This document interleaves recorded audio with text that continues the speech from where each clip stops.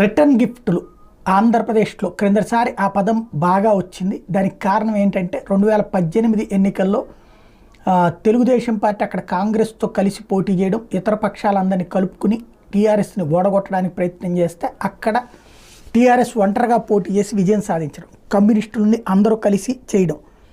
దాని మీద ఆగ్రహించినటువంటి కేసీఆర్ రేపు పొద్దున నా సత్తా చూపెడతా బిడ్డ అని చెప్పడం, తద్వారా ఆయన జగన్ని ఎంకరేజ్ చేస్తూ చేసినటువంటి ప్రయత్నం ఆంధ్రప్రదేశ్లో విజయం సాధించడం అన్నటువంటి అది రిటర్న్ గిఫ్ట్ అన్నటువంటి పదం బాగా వచ్చింది. అయితే ఇప్పుడు సోషల్ మీడియాలో వైరల్ అవుతోంది జగన్కి రిటర్న్ గిఫ్ట్ అన్నటువంటిది.